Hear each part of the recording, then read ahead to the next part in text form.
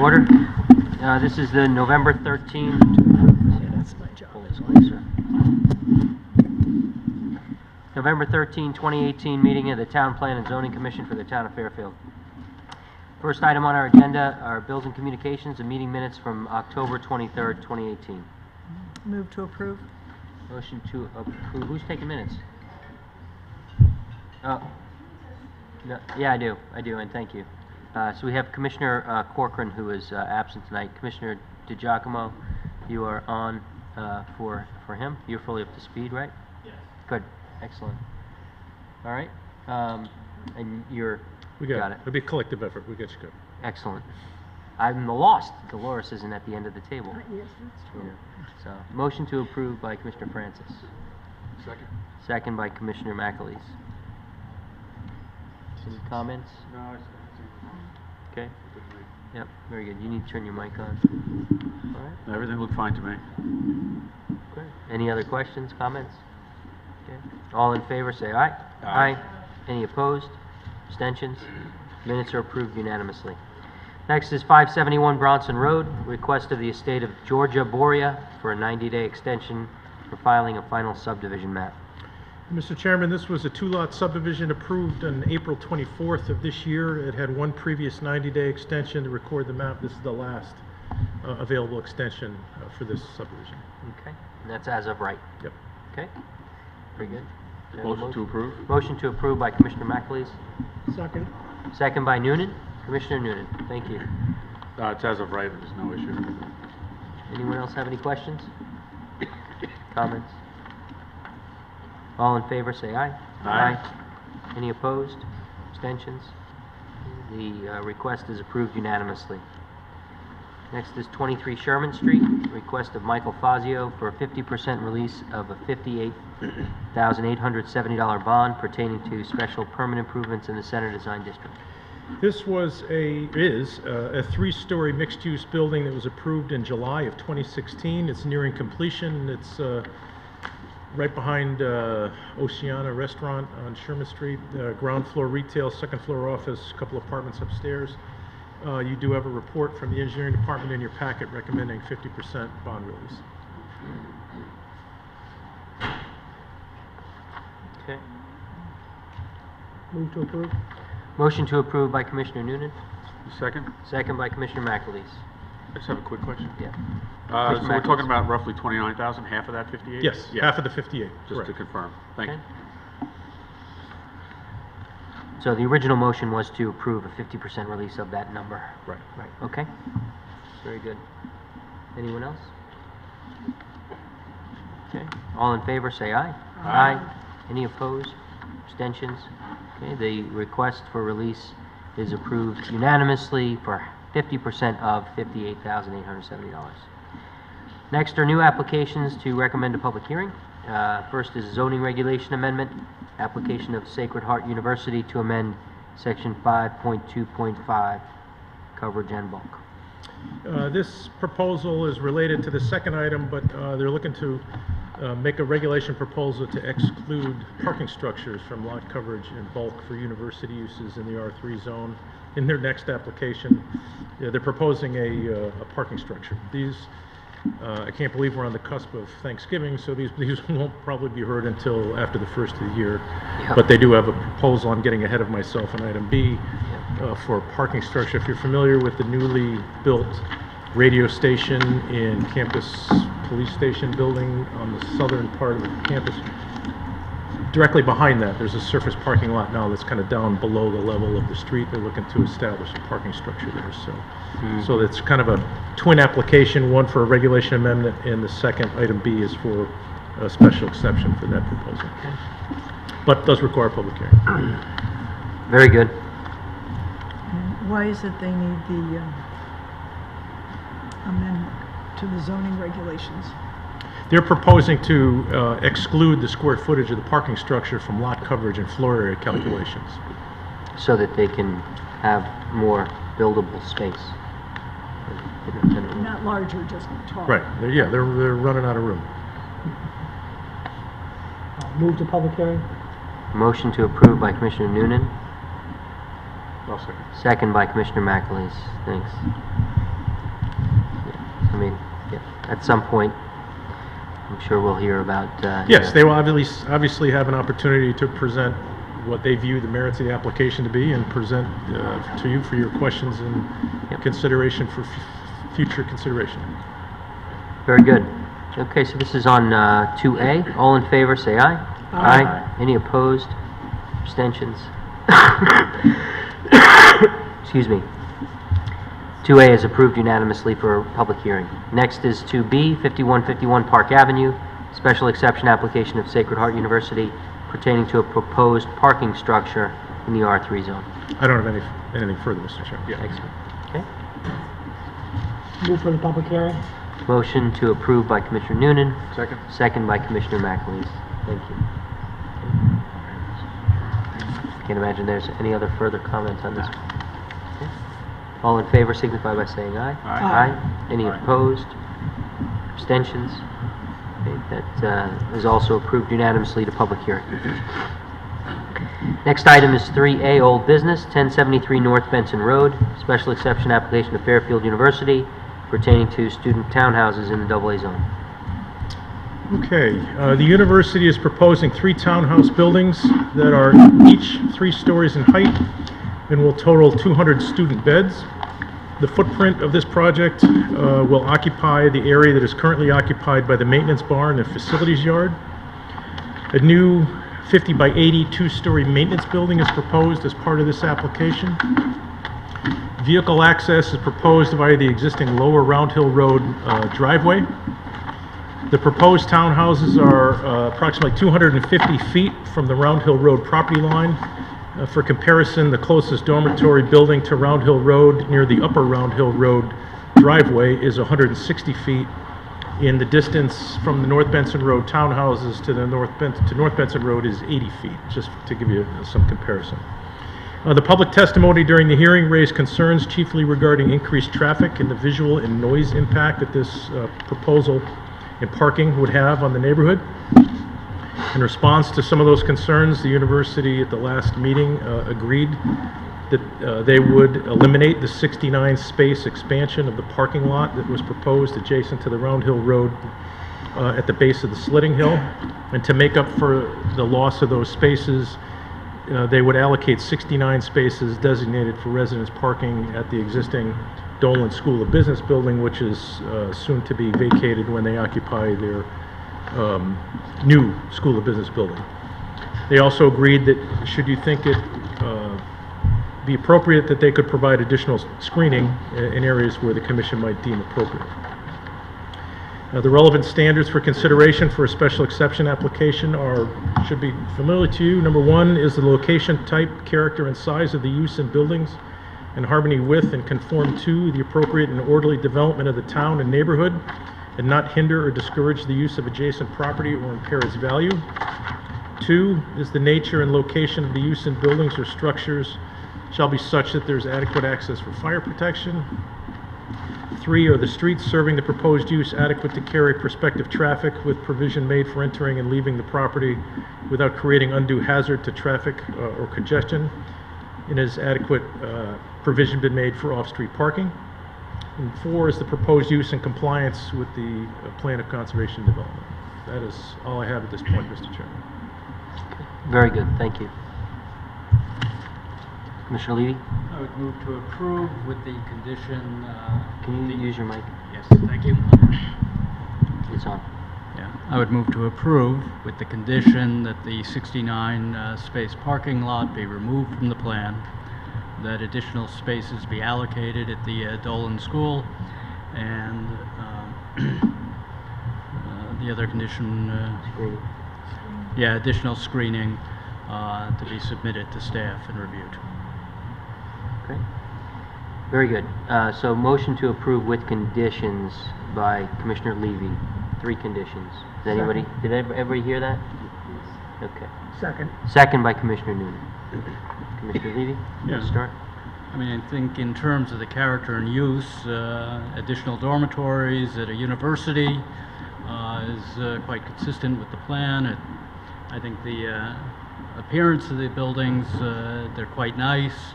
I know there were some concerns from the neighbors you know, about the size and location, but I think with adequate screening and removing the parking lot, which many people objected to, that this would be a harmonious and positive use of the property. I didn't see any problem as far as fire protection and access, and I think it's consistent with the plan of development. So based on that, I would move to approve with those conditions. Thank you. Commissioner Noonan? Just to emphasize, I appreciate the university's consideration with the parking lot, removing that from the plan. That was one of the main arguments, or that one of the main concerns that the community had, the neighboring community had, and the Fairfield University was cognizant and courteous to take that out for now, at least. Everything else, I agree with Commissioner Levy, that it meets the special exception requirements. Okay. Thank you. Anyone else have any comments? So I agree with everything that's been said. I mean, I did have a couple of other things to say. So as far as the screening goes, I mean, the comments were, once the parking lot is removed, you got 15 spaces that are going in adjacent to Round Hill Road. And then the dormitories are behind existing buildings.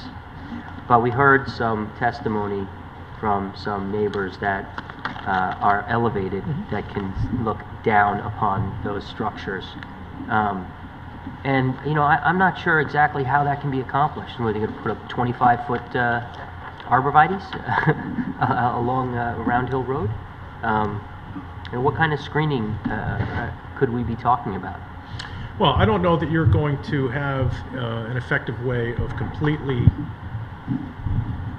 making this building disappear. There are, you know, having driven up, I drive by that stretch many times. There are a couple of perhaps viewpoints from the road that there could be some room for some screening. But your point is well taken in terms of if you're talking about screening an elevated home that's across the street looking down on a project, I'm not sure there's really an effective way to do that. There are several very mature deciduous trees fronting Round Hill Road in front of those existing buildings. Yep. There's a driveway between the theater and the daycare center where you might get a view, and there's room, you know, for, you know, a handful of evergreen trees perhaps to help in that screening. But you're right, I don't think you're going to be able to effectively completely screen this from, you know, an elevated perspective. Yeah, I mean, you know, so removal of the parking lot was certainly the giant step in the right direction. Okay, I mean, that was the biggest concern for most of the neighbors, that were going to be looking down on a football field of asphalt. So that's very good. And I think that this, you know, screening along Round Hill Road right there is really, you know, it's kind of immaterial at this point. You know, I guess the message just needs to be sent that, you know, we need to be sensitive to this going forward. Especially now seeing the next request for a public hearing on an amendment to our regulations to allow, you know, additional construction. You know, more dense than our regulations allow. So the only other problem that anyone identified with the plan was the parking lot that's now been removed. So I mean, I'm pretty comfortable with this. But I mean, are there some neighbors? Is there a way to get some of the neighbors together with the university to talk about the screening that might be implemented? Well, that's something that the university could take on their own if they wish to do that. I think you're right, though, that I don't think you're effectively going to be able to screen this from an elevated perspective. But I think with some modest additional evergreen screening from the street level point of view, we might be able to fill in some gaps where there might be some vista points. Beyond that, I think I think we'd be hard pressed to mandate that. Right, and there's not, and what I'm struggling with is how do I articulate Yeah. some standard for them to comply with, to come back to you with it. Yes, Commissioner Francis? Well, I think we also have a history of goodwill on the part of the university Mhm. in always trying to satisfy the neighbor wish, the zoning commission's wish. So I have confidence in their fairness to screen up that driveway where they can. Okay. Mr. Chairman? Yeah, Commissioner McAleese? I have two thoughts on the screening. I wasn't sure if the original concerns were visual screening, or just purely visual, or some sort of noise screening. And I brought this up at our previous meeting, and I wonder if there's not an opportunity to flip the plan, or at least put the set of buildings that are at one end now at the opposite end, which would effectively create like a break. I would suspect cutting down on some of the noise to the adjacent neighbors. I don't know what that would entail in terms of utilities. It seemed like the site is fairly level. I just happened to be over there last week for a terrific show over at the Quick Center, and I was looking at it for quite a while. So, Yeah, I believe that we talked to Attorney Fallon about that during the hearing. We mentioned that, and they looked at that and decided it was not feasible Right. for a number of different reasons, and that they would have preferred that as well, but can't do it. That's what I remember. You remember that too? I do. They discussed it, and I would be reluctant to completely redesign. Yeah, I don't wanna do plan. that. no, I'm not saying that, but I Maybe the screening, Yeah. for that point, to your point, and this is really Could be what I'm tighter looking to for. the site, Yeah, not on the edge, but next to exactly. the buildings. Yeah, there you go. Maybe the screening is against, in between the 48 space lot and the new buildings, so that even if you're looking down the Coughlin Road, or not Coughlin Road, Yeah, Coughlin, but also through here. Yeah. There'll be more sight and sound screening. We could So certainly. the screening that's more adjacent to the Yep, structure yep, I than understand where to you're going with the that. edge of the property. I think that's a good solution. I won't put that into I don't know. Yeah. So what do we say about that? I got that. You got that? Yep. Is that- They're here, they're listening to you. I can, Yeah. But I understand the gist of what you're going, and we will have them submit a revised plan to the extent that we can provide some of that screening. Okay. All right. I think that fits within the current motion to provide a revised plan with additional screening. So I don't think we need to amend that at all. Okay. Any other comments then on this? Got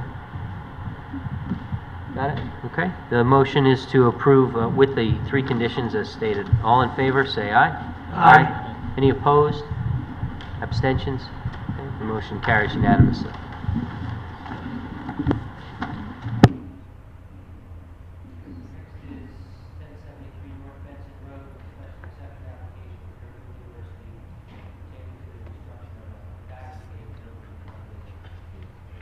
This proposal is for 84-foot by 34-foot end-storage building to be used for baseball and softball team practice. Building is proposed beyond the right field fence. Baseball field, where there is a campus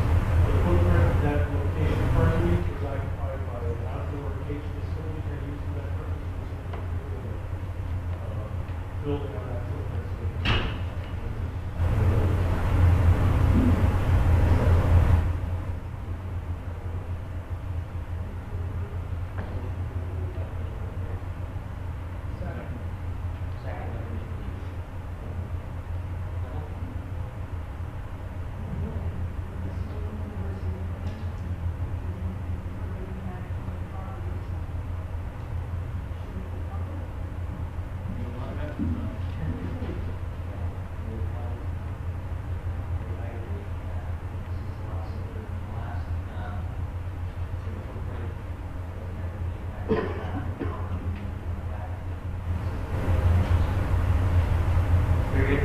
All in favor, signify by saying aye. Aye. Any opposed? Abstentions? The motion carries unanimously.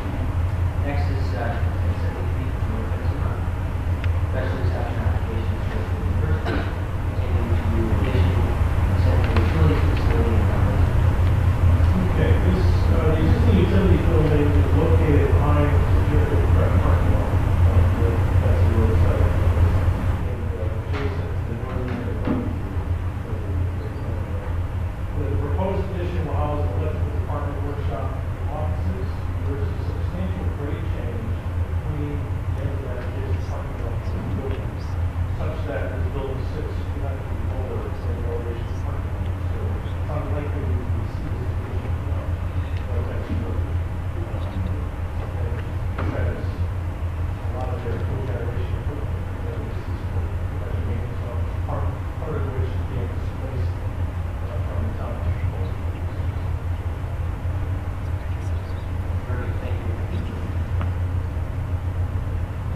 Excuse me, this speaker isn't working anymore.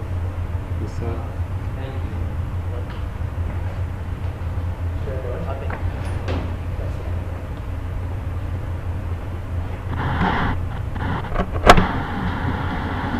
Try again.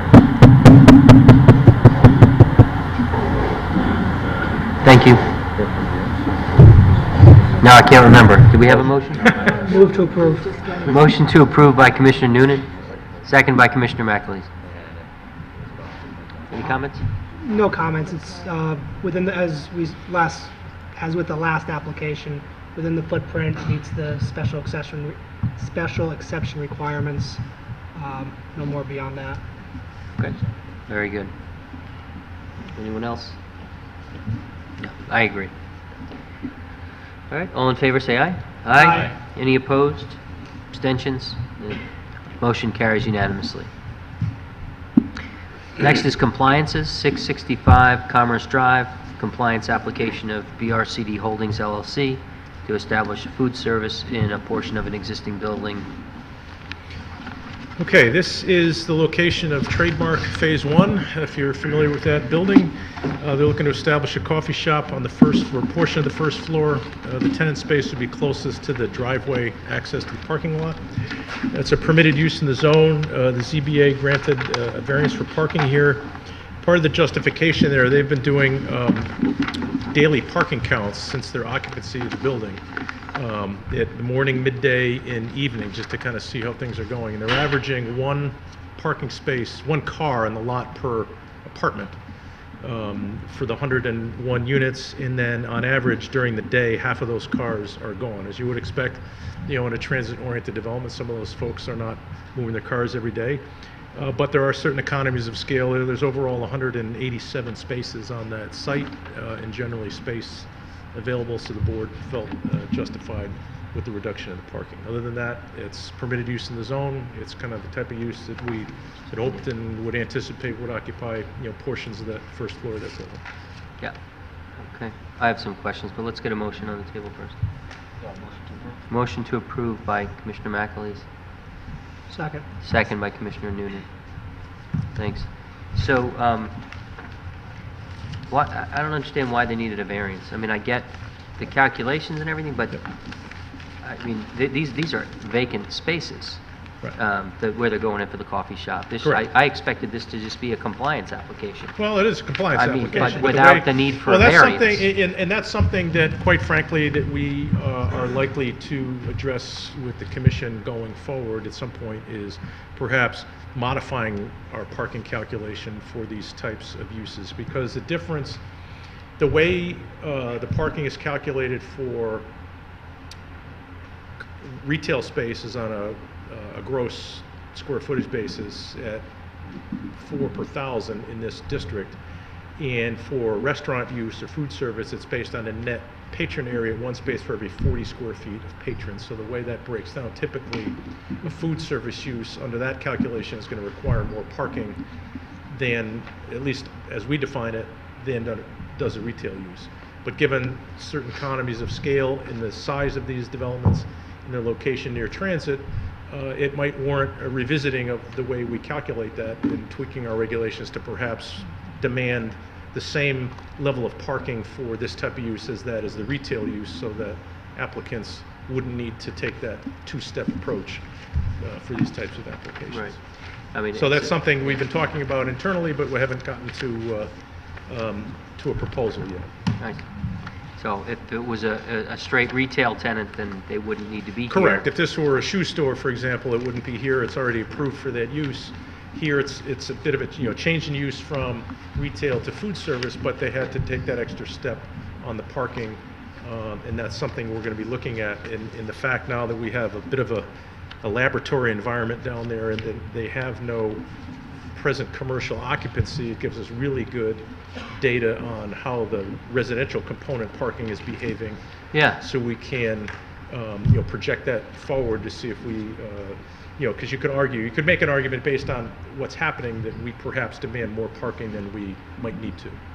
Well, it'd be interesting if they were willing to share the data on the usage of the building. It's fully occupied. The residential They portion is fully have occupied. 96 out of the 101 units on average occupied. So yeah, near full occupancy on the residential side. Right.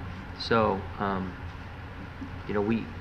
we did pass the regulations with an expectation that there would be a certain usage and demand on parking, given the location in a transit-oriented design district, but without any actual experience with that, particularly No, in our own, yeah. in town. So, to the extent that they would be willing to share that with us, it'd be very helpful. Yeah, no, they've been very forthcoming. It's to their benefit too, since they needed to make that argument to the Zoning Board of Appeals. It was helpful, but it's also helpful for us going forward Yeah. in how we might think about this for future applications. As we are doing our TOD planning, that's some of the conversations we've been having with our consultant, is what's the right parking mix, because in their view, and part of the feedback that we've been getting in some of the stakeholder discussions, that they feel like we're requiring more parking than is perhaps necessary. So that's part of what we've been thinking about. Right. And then we have the anecdotal evidence of just driving through town at 5 o'clock and not being able to get anywhere. So, okay. What will the hours be?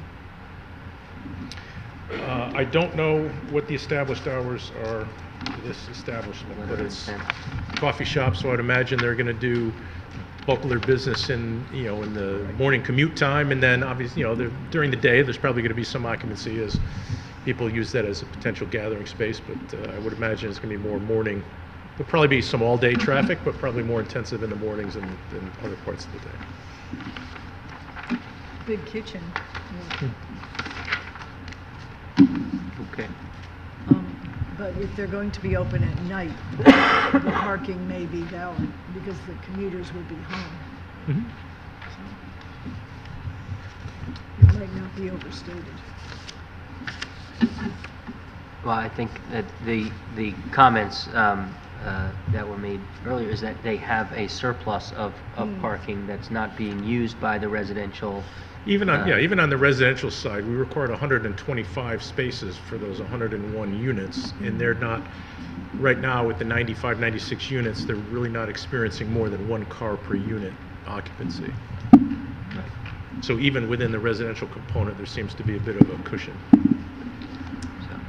Can I just, Yep, Mr. Chairman? go ahead, Do Commissioner we have in that 101 number, is there anything for, I guess it's closed now anyway, but the restaurant that was there, and what kind of traffic was expected for, assuming another restaurant goes into that kind of space? Yeah, they had a similar variance for that tenant as well. And again, the idea being that, there's going to be certain economies. There's 138 spaces or whatever it was, 167 spaces, 80 I think, something. or 87 spaces Yeah. on the site. And so at that level, you're not going to tend to have peak occupancies at all times. And in what we're seeing now is the residential use is not demanding as much parking as even our regulations would require them to have. So there's kind of a built-in surplus there that's working to their, to everybody's advantage. Thank you. You know, for restaurant use, kind of, it becomes, you know, to some degree, it becomes self-regulating. Yeah. You know, that if it's not a convenient place to be or to get to, then you've got other choices available to you. We don't want to, we don't, no, we don't want to have, you know, things set up to fail, though. No, Well, no, especially with that big project right next door coming down the pike. right. It's not And appropriate. their Phase 2 project has even a greater surplus of parking built into their numbers. Okay. Motion is to approve. All in favor, say aye. Aye. Any opposed? Abstentions? The compliance is approved unanimously. Next is 1177 Post Road, compliance application of Cleveland Holding Company 3 LLC to establish a food service use in a portion of an existing building in the Center Design District. Mr. Chairman, this building is the Webster Bank building as part of the Brick Walk. They're proposing half of the first floor occupancy for a restaurant use. There is an outdoor improvement component to this application for a front patio. Similar to the last application, there was a 9-space variance granted because this parking lot, as it was noted in the letter of intent, shares the inventory of parking with the entire Brick Walk complex. In the board, and again, their experience has been that there's, in all times of day,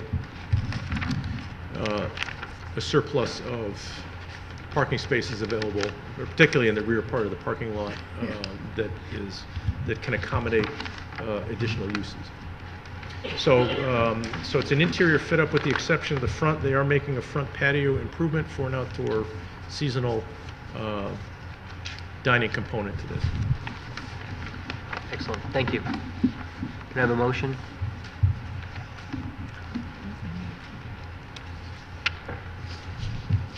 Move to approve. Motion to approve by Commissioner Noonan, I'll second. second by Commissioner McAleese. Comments? Commissioner Noonan, no comments? I have a question about the patio that you touched on. So that will go into our annual list where it gets reviewed It would, once and a I should have year. mentioned that in the last application. There's the similar conditions for this and the previous application for the seasonal renewal, annual certification with occupancy from April 1 through the end of October. Yes. Okay, thank you.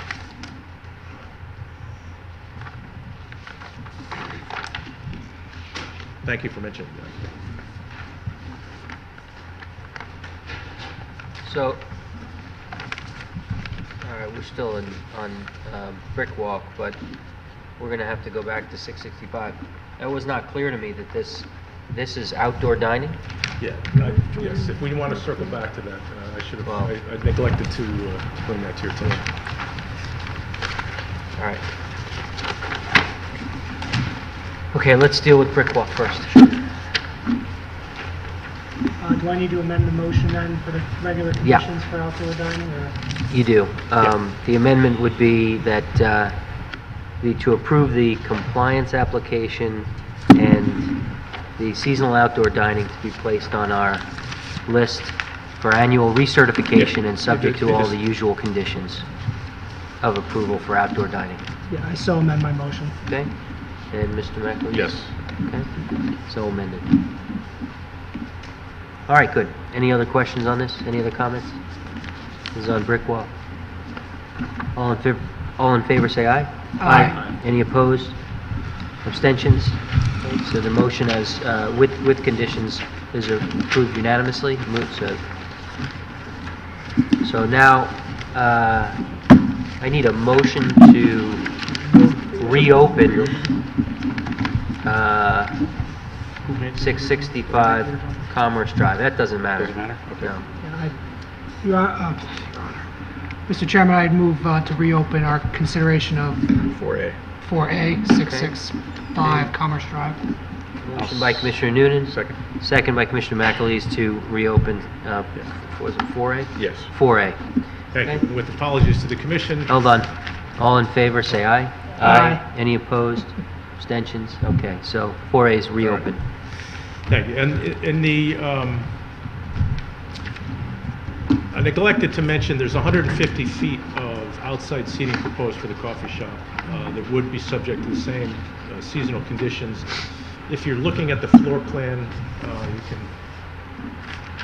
on the floor plan sheet, you can see the outside of, there's this kind of dashed line at the bottom, which is the curbing. There's kind of an outdoor plaza there that was built into this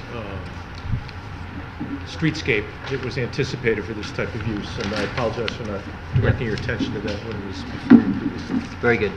So I'll entertain a motion to amend the approval of the compliance to add the seasonal outdoor dining to the annual list for recertification and subject to the standard conditions of approval for outdoor dining.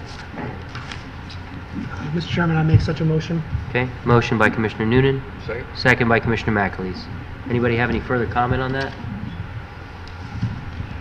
All in favor, say aye. Aye. Any opposed? Abstentions? That approval is amended unanimously.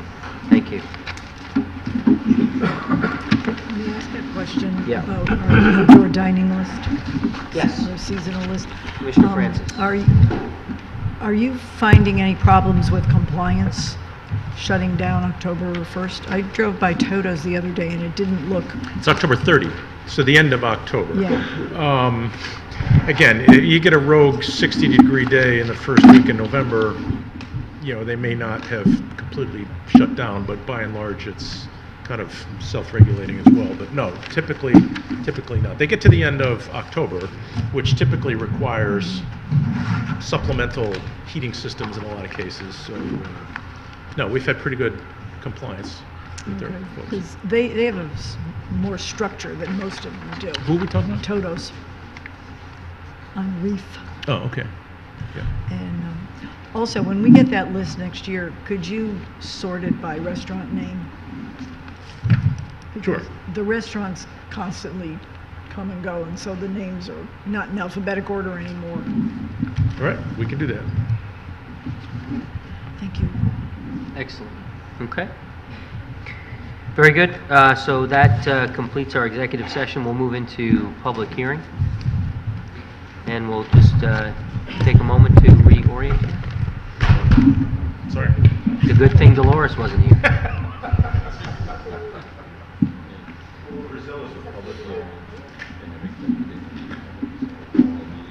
First item on our agenda is a zoning regulation amendment, application of the Economic Development Commission to amend Section 30.2 of the zoning regulations regarding cafe liquor permits for movie theaters.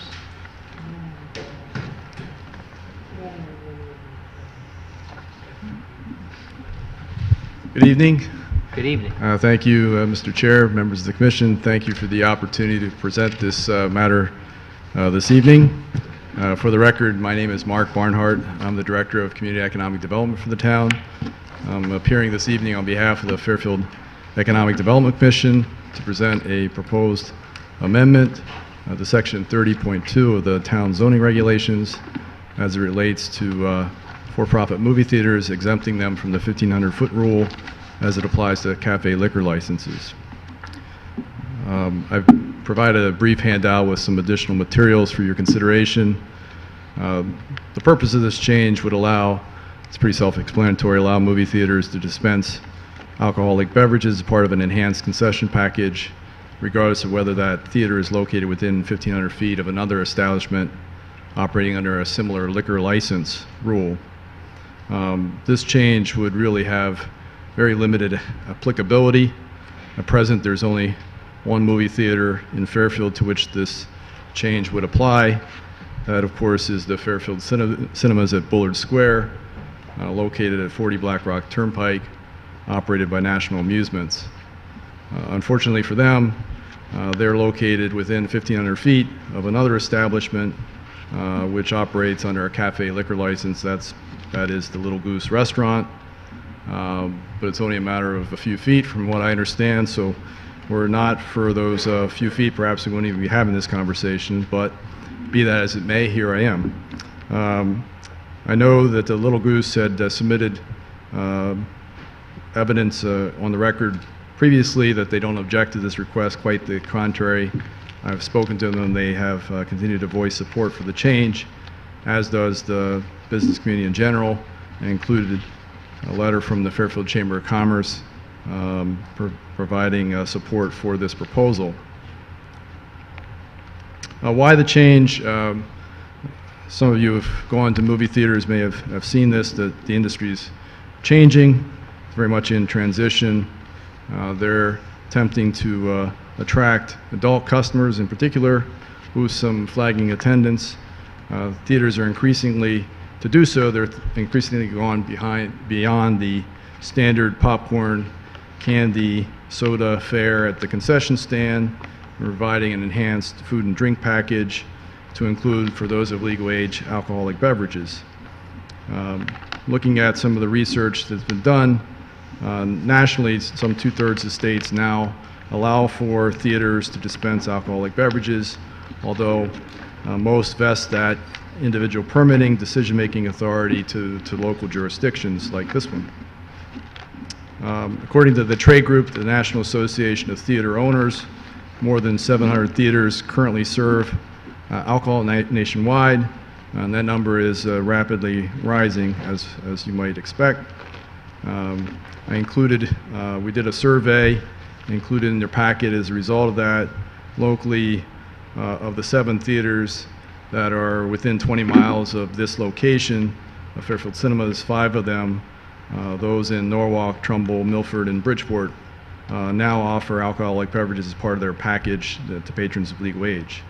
And that's not all. Theaters are now instituting reserved seating, installing reclining chairs, serving artisanal pizza and all kinds of things, all in an effort to get people off their couches and away from their home entertainment systems at home. I'd submit to you that there's really not much to distinguish a movie theater from other entertainment venues that dispense alcohol, such as concert halls, stadiums, or other sporting event venues, even restaurants, all of which cater to mixed age crowd, some with families, but they do offer patrons of legal age the opportunity to purchase an adult beverage. I did ask the police department for its opinion relative to this proposed change, and I've included the acting police chief's response in your packet, which I'll just basically indicate that, for the record, he had no real concerns, and he made very much the same observation that as far as he's concerned, there's really little to distinguish a movie theater from some other locations, entertainment venues where this is permitted. For the Economic Development Commission, it's really a matter of the cinemas remaining viable within an increased competitive landscape, and ensuring what we can do to keep it that way. So I realize you've got a lot of other items on your agenda, so I'll keep it short, but in conclusion, enactment of the change would have a limited but nevertheless significant impact to enable the one cinema here, Fairfield Cinemas, to respond to shifts that are occurring within the industry to meet changing patron demand and expectations, as well as to remain economically competitive with nearby theaters. And for these reasons, I would respectfully ask the Commission to reconsider its previous action on this matter and approve the amendment as presented. Again, I thank you for the opportunity to present this matter this evening, and I'm happy to answer any questions as best I can. Thank you. Thank you very much. Commissioner Levy? Yes, thank you. Just one question. As I read this here, really all you're doing is eliminating the 1,500-foot requirement with respect to a cafe permit at a movie theater, correct? That is correct. And, I mean, right now, if they weren't within 1,500 feet of another restaurant, would they be able to get a cafe permit? Yes, they could apply for and receive a cafe permit. Okay. Yes. So it's just a matter of feet here. Correct. Thank you. Yeah. Commissioner Noonan? Question either to yourself or whoever can answer. As far as refreshing my recollection, we had an amendment like this a year or so ago, however long ago. Was it the same amendment, requested amendment as back then? I presented the same text, yes. Same text, okay. Thank you. And so, also to be clear, it's only for-profit movie theaters. Correct. Right? So, Currently, a presently nonprofit theater does operate with liquor Right. permit. So, you know, historically, the community theater has been operated as a nonprofit, right? But, you know, the potential exists for that to become a for-profit theater, in which case this regulation change would apply to that theater as well, right? Yes. In fact, the discussions we've had with individuals that have expressed interest in purchasing the theater property, those that have indicated a desire to include a movie theater as part of their overall development plan, typically ask that question. So there's very much interest. It's not just national chains, but independent movie houses are also looking for that change as well. Very good. You believe that the change is necessary to make Fairfield competitive with other towns in this regard? I do. Commissioner Noonan? Any reason why we would limit this to for-profit? Why, I know obviously the for-profit, we have an existing for-profit theater, and, you know, that's the consideration. Any reason why the not-for-profit would not be considered? Would that help in the community theater? Jim went for the record. The state of Connecticut is very quirky in the way it defines liquor permit classifications, but there is a not-for-profit theater liquor permit available. A for-profit theater cannot apply for that type of permit, but a not-for-profit theater can. So that classification already exists within the Department of Consumer Protection list of liquor permits. But And this doesn't affect, no, it wouldn't affect a nonprofit theater because they can presently apply for a not-for-profit theater permit. okay. Thank you. That was easy. Very good. Thank you. Anyone else have any other questions? And just one follow-up on that. Commissioner Levy? Would for a nonprofit theater, with whatever permit they get, would this 1,500 rule still apply? I don't think it does, but Or is there something in the permit that excludes it? No, the state is very quirky in the way they define what type of liquor permit could go to what use. For example, you can there's a racquetball club liquor permit available. There's a bowling alley liquor permit available. There's a not-for-profit. So there is no for-profit theater classification within the state system, so the theaters are forced to apply for cafe permits. So now they're subject to our cafe permit offset. Had there been a theater permit separate from a cafe permit, we wouldn't be having this discussion. It's just the state is very kind of quirky with how they define certain types of liquor permits. Thank you. Any other questions? I'm glad he's here. Very good. Thank you very much. Thank you very much. Any member of the public wish to be heard on this item? Going once, going twice? No? Very good. I'll close the public hearing on that. Next is 555 Turney Road, special exception in coastal site plan application of the town of Fairfield pertaining to a new marina concession building.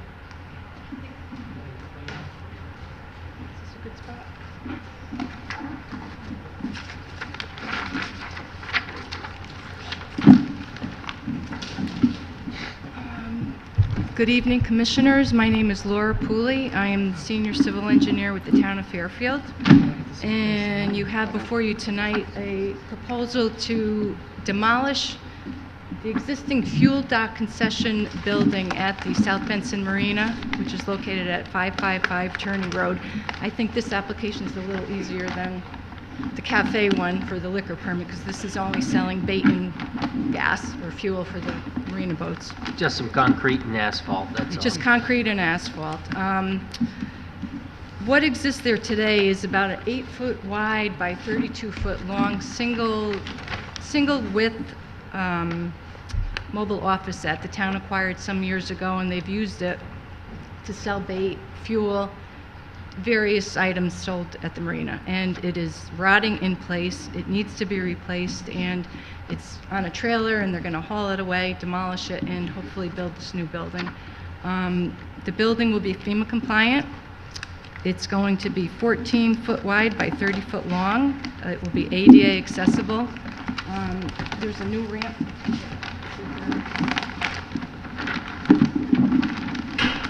Wood framed. It's going to be on concrete piers. I said FEMA compliant, but it's also going a foot above the FEMA elevation of elevation 11. We also have an office proposed for the marina manager. Currently, he operates outside of his car during the summer months, and it would be nice for him to have a stationary office. And the rest of the building, you can see on one end of it, is for the concession. The way that it works, the boats pull up to the fuel dock, purchase the gas inside, they pump their gas, they leave. If they need any other items, such as bait, anything else, they could purchase it in the building. So, I don't know if you have any questions regarding this? Thank you very much. Does anyone have any questions for Ms. Pooley? Nice to see you, by the way. Nice to see you, Welcome. too. See my memos all the time. I didn't I notice know. anything in the, the coastal management report, right? And anything we need to be aware of? No, they're going to put, we have a little bioretention trail proposed, and they're going to we'll do some plantings with, I want to say beach rose, Rosa rugoso, something pretty natural for the area. Ms. Yep. Boyd, Commissioner Noonan? has DEEP looked at this, or do they need to look at this? Not required. Easy enough. It's not impacting any flooding. Okay. The water will be able to flow under the building and out, so it's elevated, like I said, on concrete piers. Okay. Okay. I have a quick question. Does this Commissioner Mathis. include anything with the fuel, like the tanks and the pumping system? No, or is it's it just- totally separate. The control is inside the building because they have to know how much gas is pumped or diesel, but the fuel tanks are actually located, you have the site plan? Yeah. They're located just to the north of it, where Okay. those concrete little platforms are. They're below, those tanks are fairly new. We plan on constructing it to the south of it so they won't be disturbed. Terrific. Thank you. Okay? Anything else? Very good. Any other questions? Thank you. Thank you, Ms. Pooley. Okay, thank you. Any member of the public wish to be heard on this? Nobody? You're doing good. Very good. Thank you. I'll close the public hearing on this item. Yeah, we'll do that later. Next item is 620 Villa Avenue, special exception application of Russell Speeders Car Wash for site and access improvements in the design commercial district.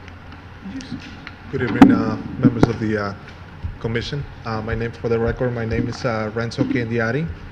I'm representative of Russell Speeders Car Wash. Move the mic up. Can you just pull the mic up to your mouth a little bit? Yeah. Is it better now? Yeah, you can pull the whole thing. Yeah, there you go. Right. Okay. Thank you. All right. So we're here to propose a build of this speedy a fast pass lane within the property of the existing car wash. Our goal is actually to speed up the process of getting customers through the building and also improving the traffic on Greenfield Avenue by doing this. So basically, the speed, just to give you a little bit of insight of the what we're trying to do is by creating this fast pass lane, we're going to be building. It's almost the same kind of system as the Easy Pass. Customers will have a what we call them an RFID reader tag on the windshield. So basically, what it is they're going to go through the car wash.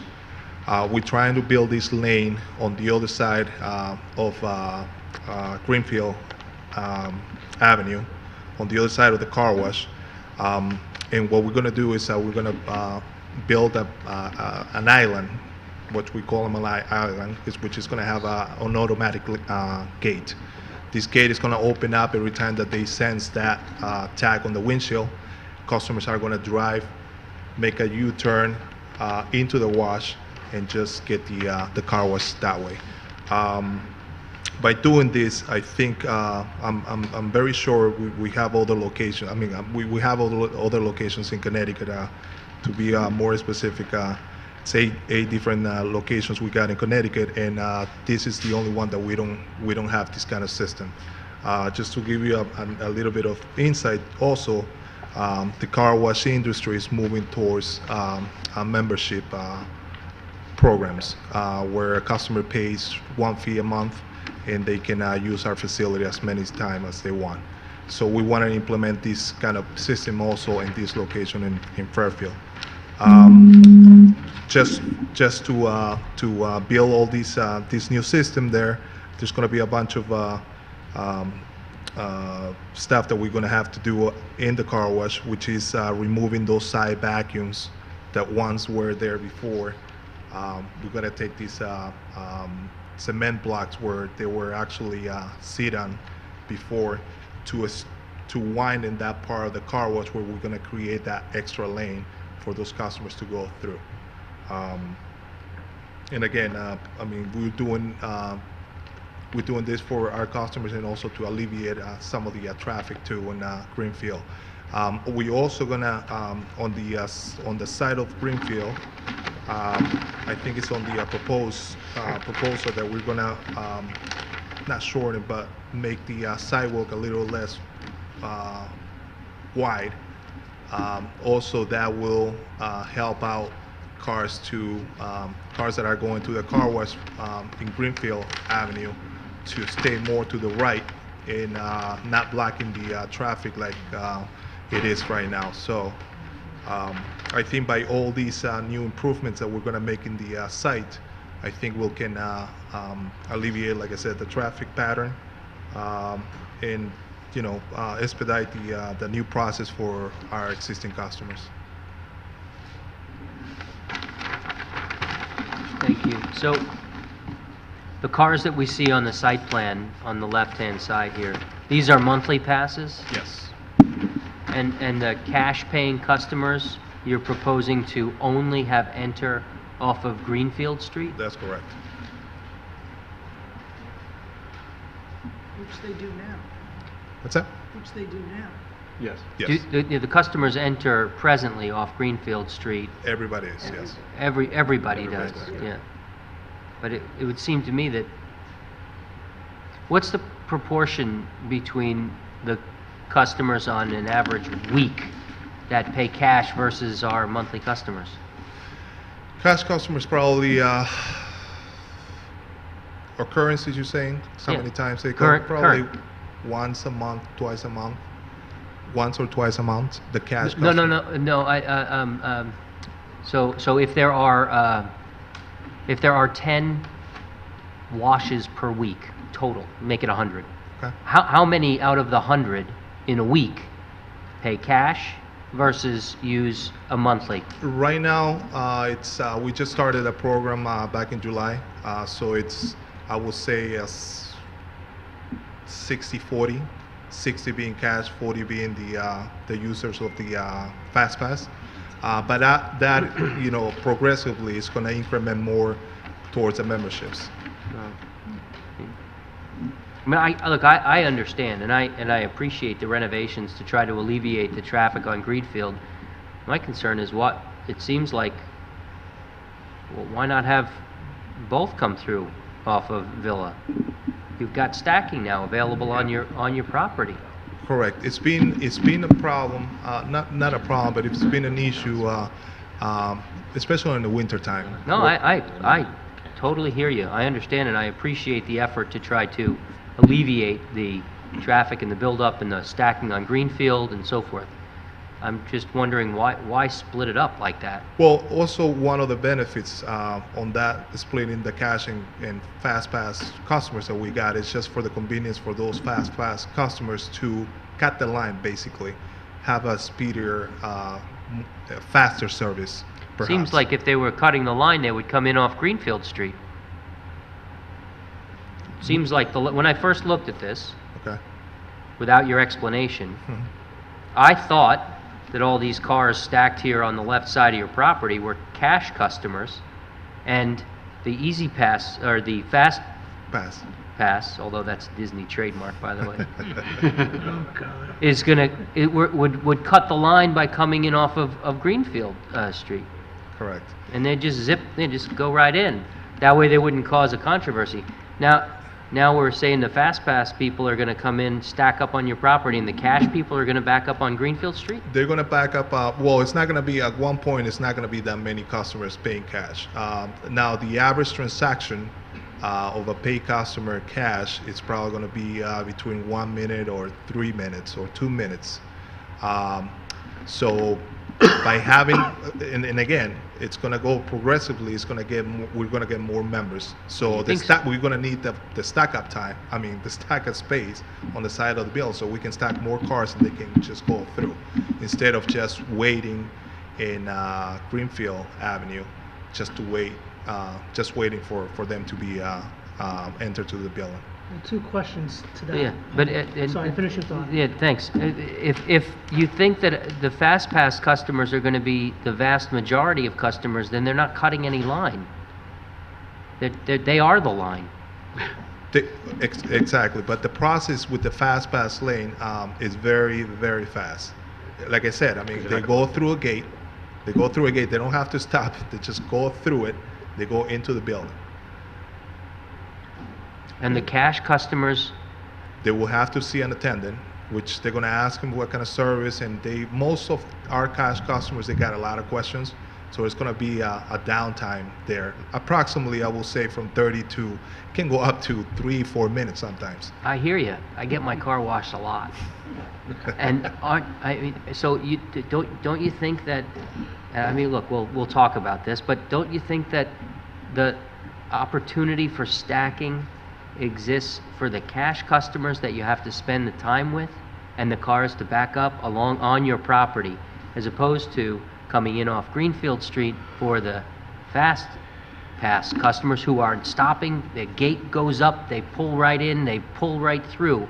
Then you won't have stacking on Greenfield Street because you're telling me that they're going to zip right on through.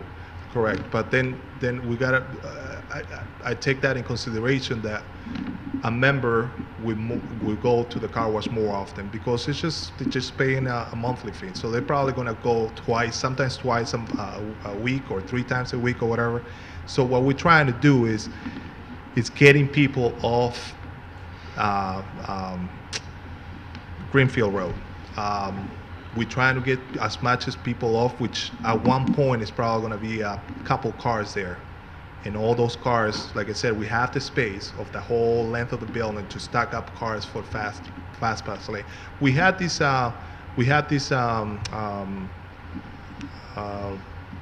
experience in other car washes. Matter of fact, 2 months ago, we went through the whole process in Manchester, and it was proven that we actually got cars out of the street into our building and stuck it up. And the process it's a lot faster, and the town sees the results of. And the cars that were stacking on the street were the Fast Pass cars? Yes, because we only had one lane like we have here, so everybody, cash customers, Fast Pass customers, and everybody's it's just waiting for that car to move on. If it's a cash customer in front of you with a Fast Pass lane, that customer is waiting there until that customer takes off. So the line starts getting bigger and bigger. So now if we have those 2 entrances, I think the process would be a much easier and much faster. I'm not disagreeing with you there. The point I'm still struggling with is why the stacking opportunity exists only for these Fast Pass cars and not for the cash customers, which obviously need more time. Then you could hold them up here, you could deal with them one at a time, and the Fast Pass people could just come in and go straight through. You could put the bar here. Another issue that we might... That actually was my point. Yeah. That was part of my concern. Well, my question is, if we have the cash customer, my concern with this whole idea is now we're possibly threatening the idea of stacking cars on Villa Ave. You're on Villa. Which I don't think we can do it in the slightest. That's a tremendously busy street, and I get your point that the members, I'm going to say members. Thank you. The members will be quicker because they're not stopping to get help or service. Correct. They just come in, they scan a pass, they go in, and that's it. But you're now threatening potentially Villa, opening Villa Ave up to Stacking, which a major concern that I have right off the bat. But my other question was, leading up to that, let's just say you have the cash and the member line. Okay. Do they alternate going in, or does the member line get exhausted before the cash goes in? In this case, members got priority. Okay, so you could have, theoretically, a cash customer staying there for 20 minutes because members just keep coming up. 10 cars are ahead of them. 20 minutes is a little too long. But instead of it going when the cash customer is ready to go, he goes, the Correct. member goes, you got, I know exactly what you're saying. okay, thank you. No, at that point, when I say they have priority, it's not like we're going to stop the cash customer and you got to wait until all these guys go through. At one point, we're going to alternate. But again, as soon as that customer the cash customer is ready to go to the car wash, then we'll stop the lane, he'll Okay. go, and then cars will Well, start. that makes more sense. But even still, if you told me the members just kept going through, at least then I would be somewhat, the concern of stacking on Villa would be alleviated to an extent. But if you're having the alternated route, do you anticipate that you might have 10 members stacking up and now all of a sudden they're sitting on Villa? Correct. So that could happen. It could happen, but everything, I mean, those days are not an issue 97% of the time. Only on special occasions like, in the wintertime when It happens during the cars busy are time. dirty. And that, Well, it and that happens during the right busy now. time. The first Correct. 60-degree day. And, But that happens right now. I mean, in Greenfield Avenue. I mean, that line gets so long. No, I mean, and I've seen moves. it, but at least there's a big difference between Greenfield Street and Villa Ave as far as Huge. traffic and congestion and, Driveways, entries, there's all sorts of stuff there. yeah, I mean, it's, Dunkin' Donuts, diner. Commissioner DiGiacomo, do you have a question, comment? No, I think my question was, so the Greenfield Street would be more of the express lane. So if you have your... Well, that's not what he's proposing. He's proposing the opposite. He's proposing the entrance on Villa be exclusive for members only, and that the cash customers enter on Greenfield Street, Correct. Is that which, right? to me, To me, it looks like if you have Greenfield Street and they have a fast pass, they come right in, you whisk them right through and they go right out. yeah, There's a stacking for the customers who have questions and maybe a longer lead time before they get through. You have room for 12 cars here. yeah. Correct. And you Why you would hold you them do it up, that way? you hold them up here before they make the U-turn, where your attendant can go down the line and talk to the different cars and move them through. There's a, Go ahead. there are a couple of things. I admire the idea to support your business. I think actually this has been a great addition to the corner. Traffic is a nightmare the way it is. And to have, my blue arrow shows people stacking up on Villa going southbound. So do you turn those people away and tell them, no, you have to come from the south? Left turn over. Is it a left turn only? You have people entering where they're also exiting, where everybody's exiting to go left and right. It's already a nightmare trying to get out of there and into there. You have Kohl's, Dunkin' Donuts, a diner, an auto body shop, 3 intersections within a quarter mile, and Stop and Shop, and a gas station. It's really, Yeah. I don't see this working. I also wonder where's your, I don't know what you call it when you do your full service cleaning stuff, because that normally happens on this zone that you're now sacrificing. Yeah, to the we're lane. actually going to sacrifice a couple gonna of stop spaces. doing that? You're not gonna do that There's anymore? going to be a limited space on the side on Greenfield, on the corner of Greenfield and Villa. There's going to be like only 3 spaces. Right at the exit. Right. So you're eliminating an exit to. There's plenty of space for that area to stay where it is right now. Yep. The exit of the car wash and the entrance of the car wash. Because we're eliminating 2 spaces that are closest to the Subway restaurant there. So we're trying to grab that space that we're going to eliminate for those people to come in, to make it an entrance. And then I have one technical question. Who's paying for changing the sidewalk to make the Greenfield wider? We are. That's town property, isn't it?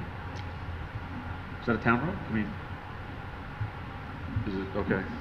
That's part of this application too? Okay. Commissioner Levy? Yes. You've implemented this membership system in other car washes? Yes. And what's the longest period of time you've had that program in effect? One of our locations in Stanford, I think, is probably 3 or 4 years. Okay. And at this point, are you able to tell me what percentage are now at that Stanford location are now member passes and cash passes? It's about 70 to 80% members and 20% cash. So if this follows suit, 70 to 80% of your customers will be coming in and queuing up from Villa Avenue to where you have roughly room for 12 cars, correct? Correct. And then the 20% will still be coming in from Kohl's. Correct. Okay. So the bulk will be coming through the speed pass. Exactly. But it's a speed pass, which the process is going to be a lot faster. And how often does your line now exceed 12 vehicles? 12 vehicles on Greenfield Avenue? Yeah. Just 12 vehicles stacking. Stacking, Not yeah. necessarily on Greenfield, but Right. just 12. 12 vehicles in a row. 12 cars stacked up, waiting to get in. It depends. We haven't seen that happening with all this weather that we had, but it could happen in the middle of the winter or pollen season, which are the two busiest seasons for us. The nice day after all that salt. Exactly. Gotcha. Thank you. Okay, yeah. Where would the gate be for this member gate thing be? Okay, the gate will be right here, the 3 sides. Okay. So what if you get a member who comes in and didn't pay his monthly membership and his pass doesn't open the gate? Well, it will be the manager or an associate will be in this area here and take care of that customer. There's also a kiosk, which is it's a screen. It's a unit which is probably this big, with a screen that if for any reason the customer's credit card got declined or whatever and the membership got canceled, the associate will go over there and press a couple keys, insert the new credit card, and off he goes. And if that didn't help I mean, we usually are in a favor of our customers. We just lift up the gate, let them through. Okay. How do you process the cash payments in this model? With same kind of a kiosk thing? Or? It's a POS system. So it's they hold it in their Handheld? hand? Yes. No. It's actually a screen. It's like a computer. It's on a touch cart. screen. On a cart? Oh, yeah. And also we have a tablet we use, if we want to take care of 2 customers at the same time, we use a tablet, which is the same thing as the POS system with a credit card swiper and all that stuff. Do you have parking for you employees on site? Parking for employees, they're parking somewhere around this area here. Okay, so on the other Most side. of our employees don't have a car. So it's They- on the other side of that curb cut where Correct. Kohl's is, okay, so not, Well, this doesn't, they're parking in the Kohl's shopping center. Yeah. Right. So there's no on-site. You have no parking spaces on-site, correct? No. Only for customers. Well, you don't even have parking for customers. No, I mean, what I'm saying, Yeah. for the, for full, while we're doing You're, Santa Ana you're, service. you're seeking to make use of some breathing room on the site to do detailing and vacuuming. I mean, we all know the site. Let's not pretend it is something that it's not. There is no parking on site. There are no striped spaces. There's no parking spaces that we're looking at on the site plan. There's no parking on the site, right? Not early. What about this scenario? What if you have 12 cars in a line like you have now? Where are the 13th, 14th, 15th, 16th members stacking up? Are they, where are they? On Villa? Are they going back to Villa? Are they, I think you're going to have a stack on Greenfield going up to that intersection. Cars trying to get around them, people coming down Villa. I just don't, it's such a congested site. I don't see this happening.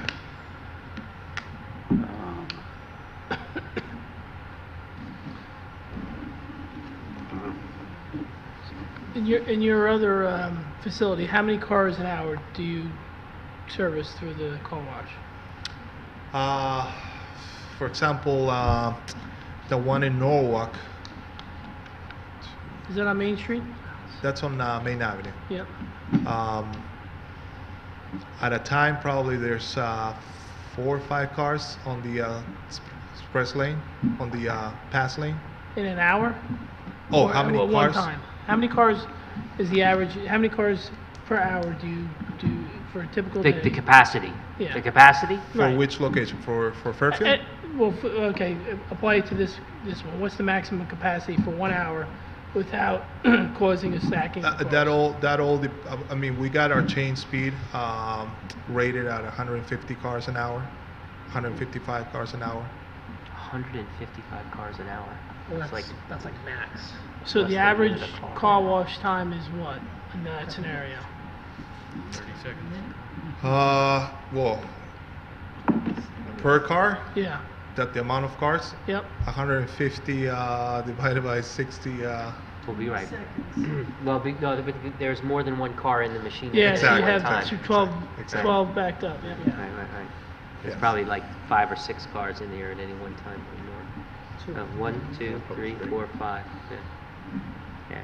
So, okay.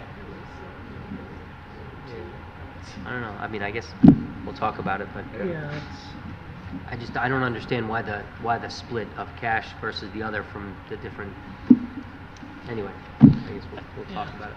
Any other questions? Okay. Thank you very much. Thank you for Really your time. appreciate it, and we do appreciate the effort at trying to, put up a solution to what we all know is, a challenge at the intersection. Thank you very much. Yep. One last question. One last question, sir. Have you had any talks with the person or entity that owns Kohl's as far as getting a curb cut entrance through Kohl's parking lot? I believe, I'm not really sure, but I think the owner of that Kohl's area or property is the same owner as the car wash. That are the same, yes. Have you That's- discussed? yeah, would be an answer. Seems like a Seems like, yeah. No brainer. okay. Does your Okay. stacking. Well, you can see Discussions where with the I'm coming neighbors? from. Any discussions with the neighbors? Not so Yeah, I far. can see that. Not so far. With what neighbor? With the resident neighbors? Yes, the neighbors in your neighborhood that are affected by the backups and the tie-ups and all that kind of stuff. Not personally. Not you personally, but has the business, the applicant, Russell Speeders Car Wash, had made any effort to reach out to the neighbors to get input into the solution? No, because I don't know if there's an issue from the neighbors at this point. We had problems before, You're gonna find out. Yeah. but that I really don't have any Okay. information. Very good. Thank you very much. You're Good? welcome. Very good, thank you. Thank you. Thanks. Any members of the public wish to be heard? Please. We had this meeting a few years ago. Can you just use the mic and just state your name for the record, please? We had this meeting a few years I'm ago. sorry, could you just introduce yourself for the record? Sure. My name is Pete Elzeni. I live directly across the street from their opening to the car wash. Okay. Across the street on Villa or Greenfield? Greenfield. Yep. Okay. I think it's a good idea if they could move all the cars to Villa. That way there I wouldn't have all that traffic in front of my house, their garbage and everything else that goes on there. Okay, a few years ago we came, my wife and I, and we've explained that they got their lights right on our house. They have traffic building up, they have fights, they have cars that you have no left turn sign and cars are still going in and they let them go right in. no problem. Greenfield Street gets backed up all the way down to Coles. They don't do 150 cars an hour. A lot of times, they only have 4 or 5 cars, but they're all cutting in each other, and that's where the fight starts. As far as the vacuum cleaners and stuff, they never got a permit from the town, which the town knows about that. They still use the vacuum cleaners. We've got pictures. We've taken pictures. They don't care about us being their neighbors because they're just trying to run that business over there like it's a circus. There was a couple other things. My wife drives a school bus, and when she comes to the house, sometimes she stops, and if she has to back up, the school regulations is she has to blow the horn. They think that she's doing something to get them upset, but it's the regulation of the school bus. That's how it's done. I had something else here. Yeah, and I'm sure that the town knows too, there's a dark sky law, getting back to the lights.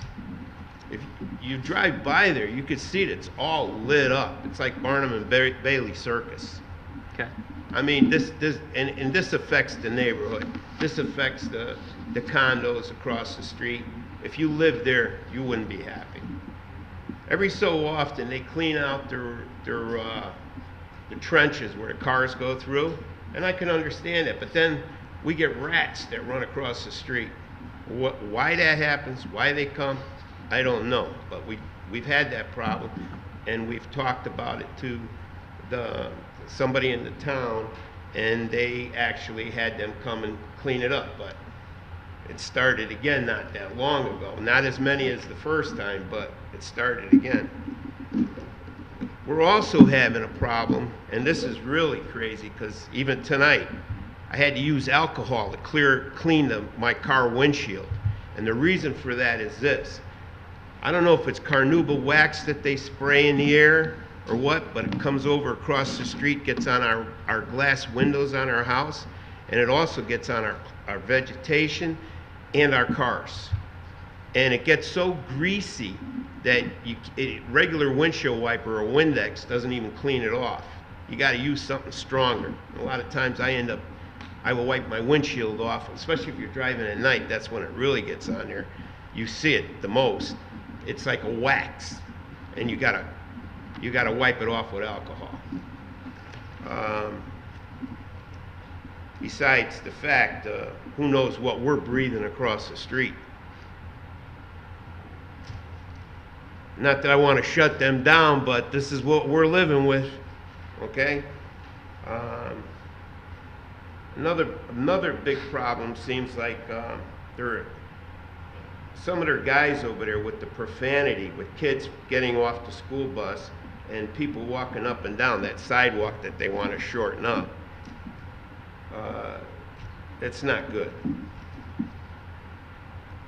And I don't know why zoning, or like that last meeting that we had some years ago here, didn't go back and check. Like, for instance, the wall that they were supposed to put back, they put it back, but they put it on the other side. It was supposed to be on the sidewalk side, and they put it on the opposite side, which made no sense to us at all. And nobody from the town or anywhere else, the zoning or whatever, ever came to check, as far as I know. And again, like I said, if they're going to make that change and if it's going to be approved, I'd rather see all the cars go on Villa. Thank you. Very good. Thank you very much. Appreciate that. Anyone else wish to be heard? If you'd like to address, just please come up and take the podium. Yeah.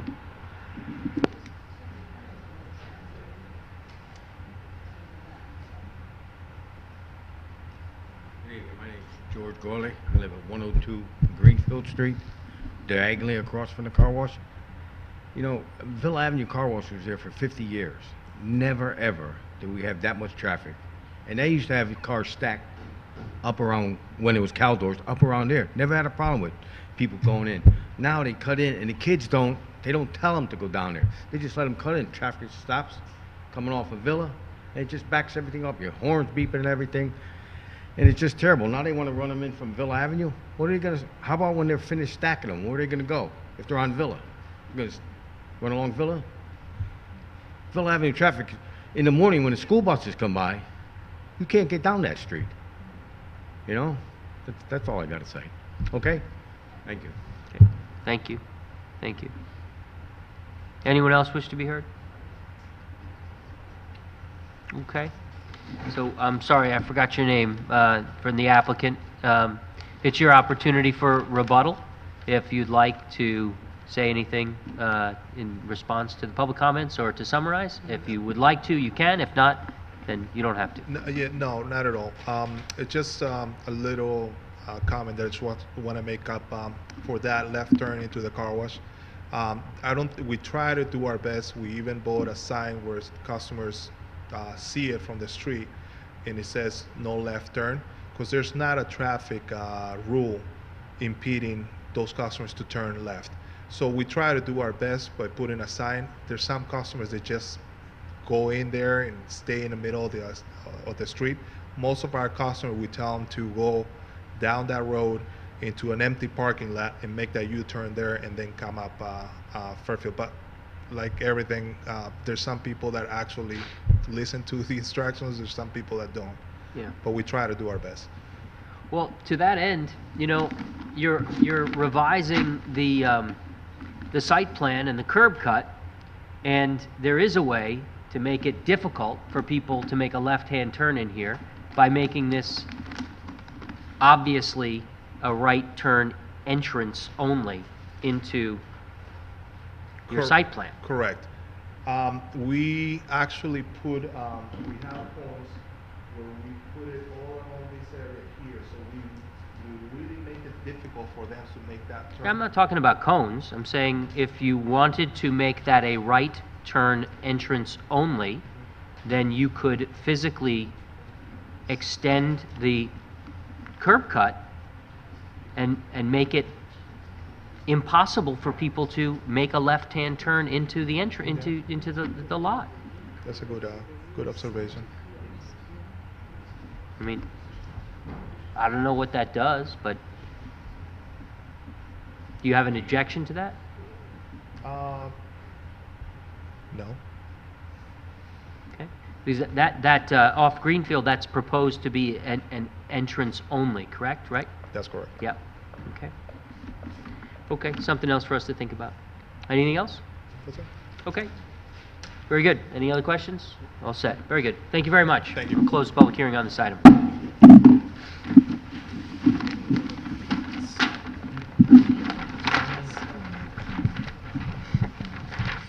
Next is 500 Algonquin Road, special exception application of Brooklawn Country Club pertaining to new maintenance and paddle tennis facilities in a AAA zone.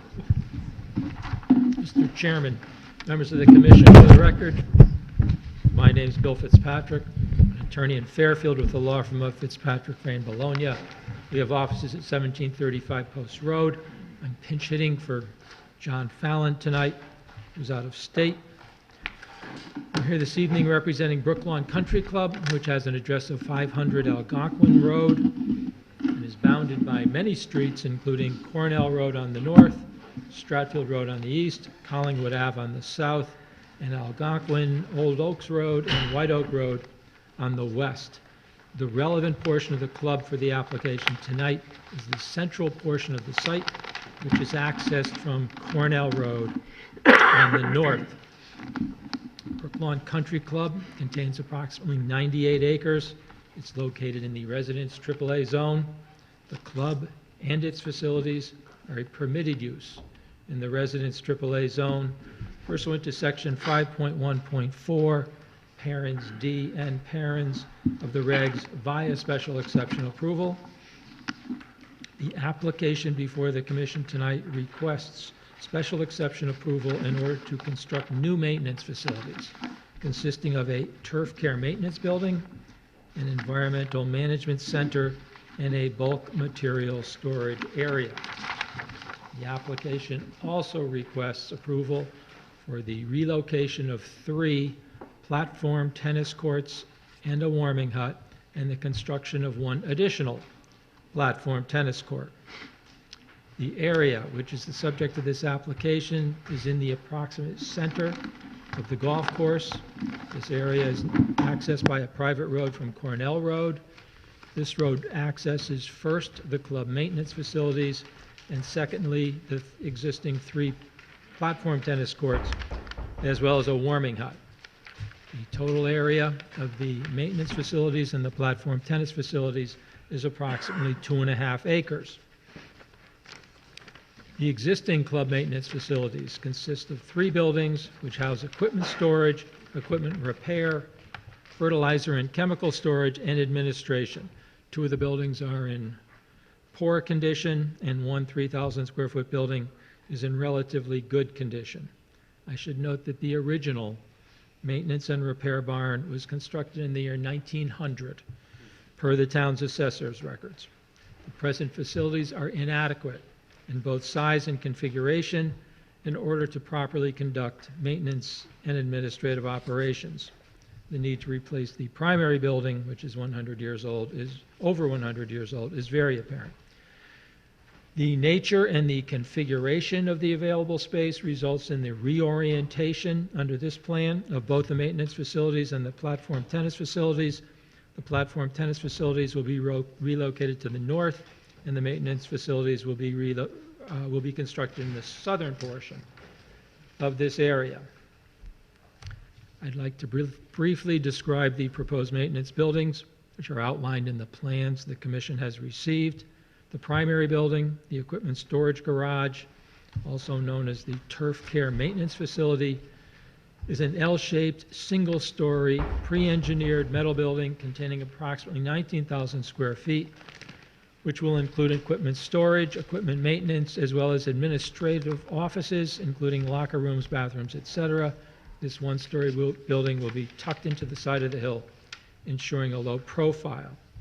That is this building. The second building to be constructed is the environmental maintenance building, located in the middle of the proposed maintenance area. It will be a concrete masonry unit building, which will contain fueling and washdown operations, chemical and fertilizer storage, and mix and load operations. All equipment associated with chemical and fertilizer application will be stored in this building. This building will be a zero discharge building. Any excess wash water or spill or discharge of fuel or chemicals will be contained within this building. Nothing will leave this building. As with the turf care maintenance facility, this building is 1 story and includes a fuel and wash center, which provides fuel storage and dispensing, as well as a space for the wash down of equipment. The additional structure is the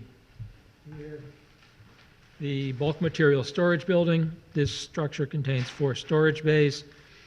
2 of these bays will be covered and 2 will be open.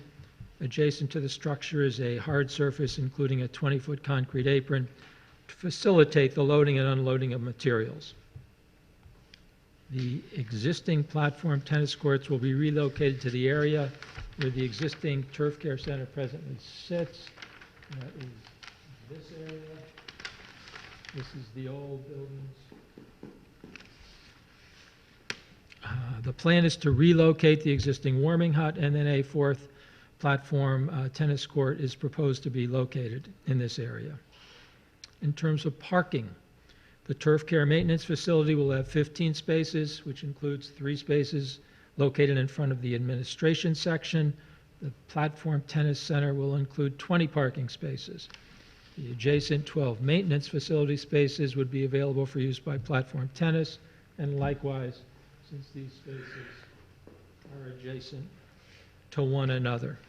At this point, Mr. Chairman, I'd like to introduce Mr. Michael Baturla, a professional engineer with the Huntington Company, to outline the specifics of the site and the stormwater management system. Michael.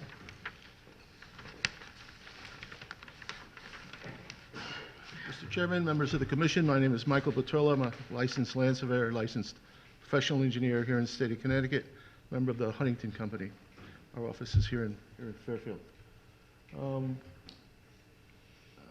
As Attorney Fitzpatrick said, one of the proposals we planned, it was recommended by the fire marshal, is we're going to improve the existing driveway out to the street.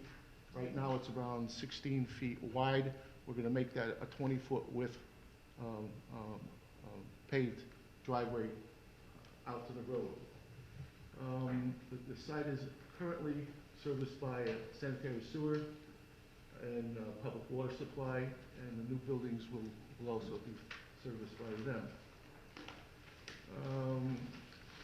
There were a couple of revisions done to this drawing simply because we met with Laura Pooley, the town engineer, and also Brian Kerry from the Conservation Department. We received a certificate of wetlands conformance from the Conservation Department within the last month. I designed the proposed stormwater system. It meets all the required stormwater requirements from the engineering department, plus the conservation department that makes us design the 10-year post-storm to be equal or less than the 2-year pre-storm. What we did on the pipelines through the proposed parking lots, we added, there'll be 3-foot sumps on the catch basins with hooded outlets. There'll also be a series of dry wells, which again was recommended by both Laura and Brian. And the final outlet will be into a shallow ponding area before it escapes and runs across the fairway. We're a good 300 feet from the Rooster River. Again, it was approved by the Conservation Department, and there was also an email from Laura Pooley dated November 8th, 2018. I don't know if it's part of the record from Conservation, from Jim, but I could present that to Jim. That would be helpful. It's not in our packet. I don't know if it's in the file, but it's not in our packet. So that'd be great. Yep. Thank you. It's simply that stating that she's reviewed Yep. the plans and okays. Yeah. We don't have the approval from Conservation in our packet either. If you could submit that. Yeah, that'd be good, just to make sure that that's in the file.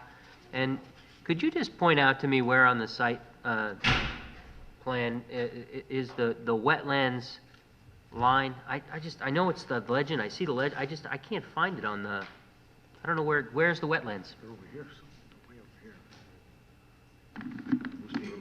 These are the buildings that exist right now. Yep. Here's Cornell Road, here's the clubhouse, here's Stratfield Road, and here's the Rooster River. Uh-huh. So that's the wetlands. There's also a bit of wetlands in the northeast corner of here. So out of the, just shy of 100 acres, there's wetlands in the east side and the northeast corner. Okay, but so there are no wetlands that impact the proposed construction area? No, that's correct. Yeah, okay. Mr. Chairman, if I can interrupt for 1 second. Yeah. The Conservation Department has taken the position that if there's wetlands anywhere on your site, the entirety of your property is Correct. regulated regardless of where the setback area falls. So because this is a 100-acre site, there happen to be some wetlands on the property somewhere. You submitted it to Conservation, they looked at it and said, you're nowhere near there, and you're approved. Correct. Thank you. Anyone have any questions for Mr. Petrella? Thank you, sir.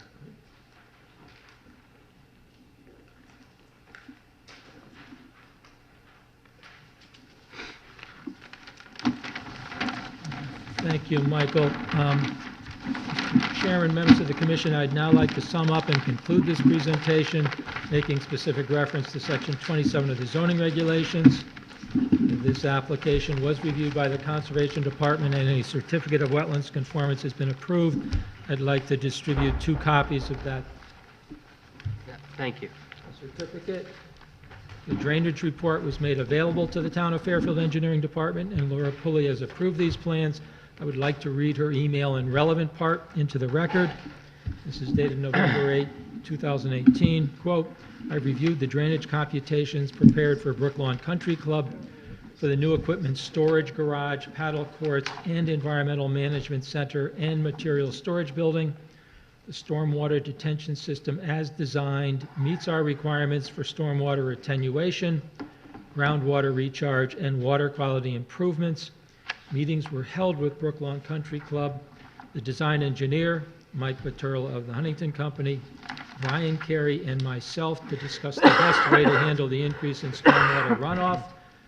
This final plan provides groundwater recharge and stormwater attenuation throughout the site, thereby minimizing the size of the ponding area proposed within the golf course/fairway area, which is acceptable to all.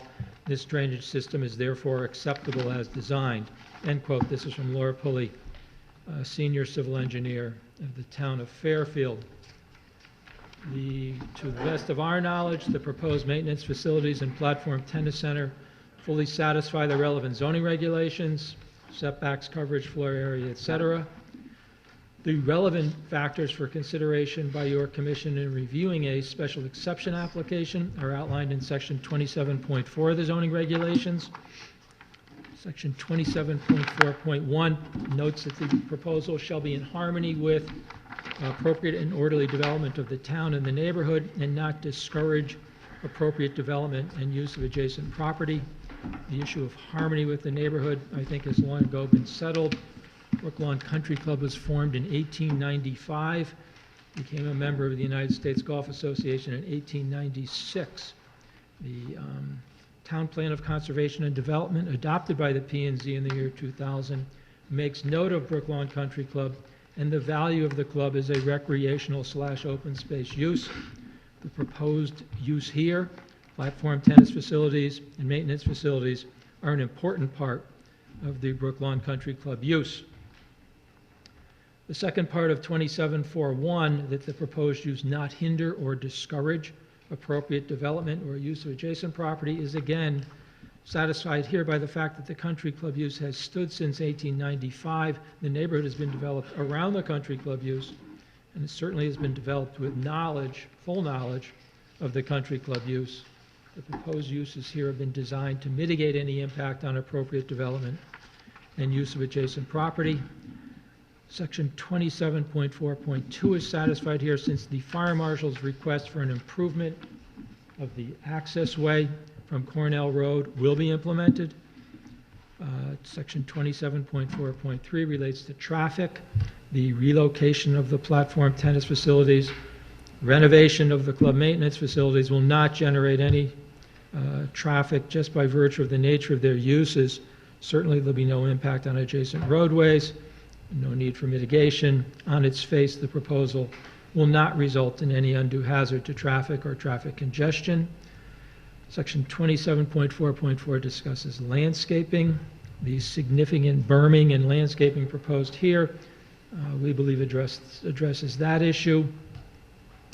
27.4.5 references conformance with the master plan. I think this is fully satisfied since the country club is referenced in the Town Plan of Conservation and Development. The master plan encourages the continuation of the present Brooklawn Country Club use. In closing, I'd like to emphasize the impetus for this proposal. There's a need to bring the maintenance facilities up to date. The proposal here fully addresses the requirements necessary to bring the turf care facility up to current environmental, safety, and industry standards. I've tried to keep this application tight because, after all, I'm pinch-hitting for Mr. Fallon, who is the soul of brevity. For the reasons I've outlined, I'd request this special exception application be approved. Mr. Kevin LaLumiere, the general manager of Brooklawn, Mr. Peter Bly, the golf course superintendent of Brooklawn, as well as Richard Zinni of Doyle Coffin Architecture, the project architect of record. Mr. Paterla and I are here. We're ready and willing to answer any questions the commission may have. Thank you for your time and attention. Thank you very much. Thank you. I'll also note that when Mr. Fallon presents the argument, the room is packed. Is there any member of the public that wishes to be heard on this? No? Questions from the commission? Anyone? Very good. Thank you very much. Thank you very much. I'll close the public hearing on this item. Next item is 5151 Park Avenue, special exception application of Sacred Heart University pertaining to a new maintenance building in an R3 zone.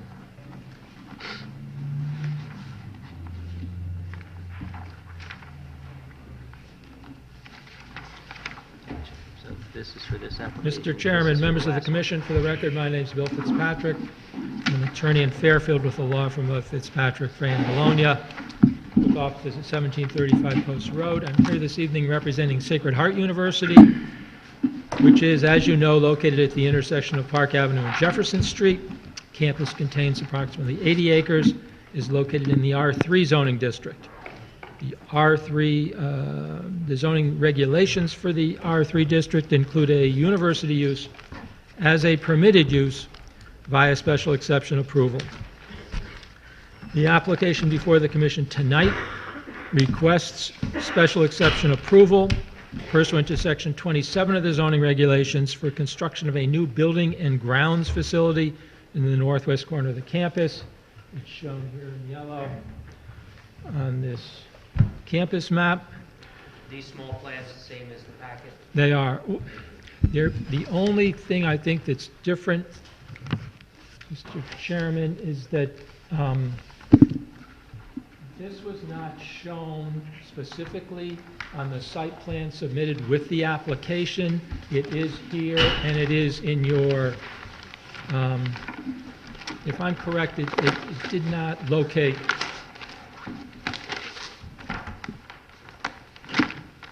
See, it's in that area. It was not located. So we located it right here, and on the plan, you've got a reduced size one in your hand. Thank you. Okay. Pardon me? Oh, and there is there's a section that Mr. Rose will address. There's a section showing the site from the road that Mr. Rose will discuss, again, which is there, but was not part of the original application. Got it. It's in the small set. It is. Okay. The building and grounds facility will be located on a sloping portion of the campus, approximately 120 feet from Jefferson Street. It will have no direct access from Jefferson Street, which I think is an important point. It will be rather accessed internally from the campus. To take you through the plans you have in front of you, Mr. Chairman, I'd like to introduce Mr. Patrick Rose, a principal in the firm of Rose Tizo & Company with offices in Fairfield. Mr. Rose is a registered architect.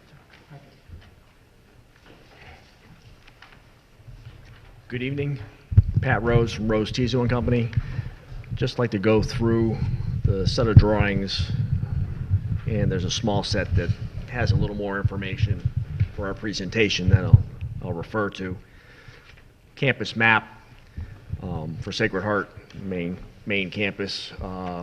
We're in the northwest corner is where the buildings and grounds facility is proposed. It is accessed off the campus roadway. Closest access is the western driveway off of Jefferson Street. Come up and then down into that facility that's proposed here, which is set between conservation easement for retention pond here and a retention pond here. We've gone through inland wetlands and gotten approval associated with that. I'll explain how we did that. We're not actually going towards any detention ponds. We have a separate system.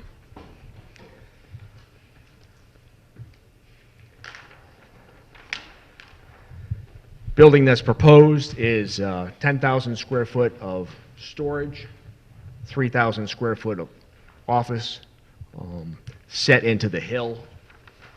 As it slopes down Jefferson Street, there's a retaining wall that runs around the backside of the site. So essentially, we're cutting into the site about 10 feet, and we're filling where the parking lot is about 10 feet, creating a flat plane, more or less, on that area. You come down, this is the Jefferson Street out here. You come down up Jefferson Street entrance and then down about 8 feet into the driveway and parking lot. There's a parking lot on this edge opposite the warehouse. That's an existing entrance, right? Yeah, this is an existing entrance from Jefferson, correct. The building itself is set back 120 feet from Jefferson Street. We're approximately 70 feet from the parking lot to Jefferson Street. Currently, as part of long ago applications, there was a set of double pine trees that were planted along Jefferson Street. You can see the dots along here. This is the set of double pines that was there. I'll show you some pictures of what they currently look like now. They're very tall. 30 years later.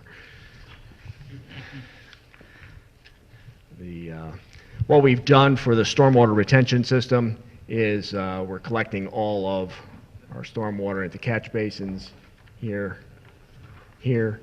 It's going through a swirl concentrator to galleries on this end of the property, and then it discharges through a control structure to an existing stormwater manhole on the property, and then goes out to Jefferson Street beyond that.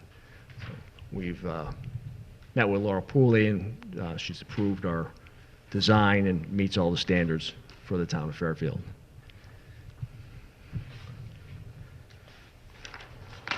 Soil erosion control, standard soil erosion control, silt sacks in the catch basins, fencing, soil erosion fencing all around, anti-tracking pad as part of construction. And landscape plan, where we have that double row of existing pines, we're supplementing an area that's lost some of its trees over time with new cedars, and then we've put a couple new cedars and then a line of juniper, which are the skyrocket juniper, which grow fairly quickly, along that parking lot, so we're screening the edge of the cars. Right. And are those your parking lot shade trees? Are those what you're counting for your lot shade trees? You've got Those, and plenty of along them. here, we've got trees, and then along this area and along the edge, there are trees in the parking lot, correct.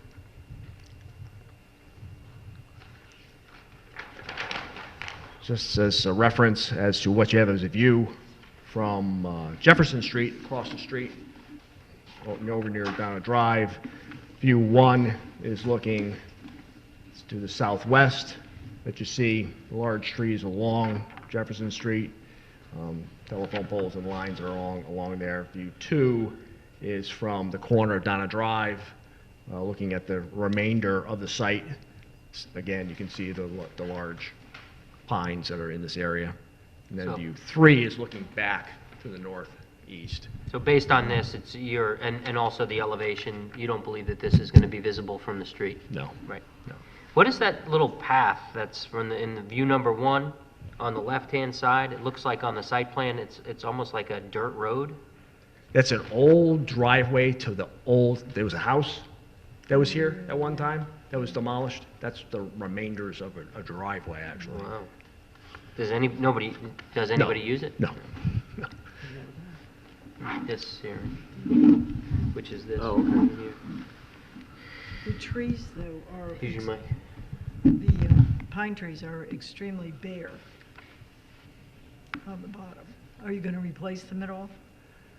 Currently not looking to replace them. Tall on the top. They're on top. At the bottom, they've been, attacked by vines over time, and they need to be cleaned out a little bit in order to see if we can get some more growth into them. But it's a fine line you walk when you want to maintain that visual barrier that's there. Yeah, well, perhaps they could introduce some new, young ones in front of it or behind it or something. Yeah. Just as a point of what we have, what we're doing, so another representation, Jefferson Street being down here, the growth that's along the property line being here. There's a proposed grade change where we're coming up about 20 feet from Jefferson Street to the building vertically. Parking lot, its location, the pine trees that are screening that parking lot, and then the building behind that, which there's a retaining wall, and this continues up to the dormitories behind. What sort of maintenance vehicles, pickups, vans, that kind of thing? Nothing like backhoes and cranes or? No, it's mainly the maintenance vehicles that they have, they use on campus. People will come here, they'll park, they'll either pick up a van that's here, or there'll be vans also, they park them in the other parking lot on the south side. Okay.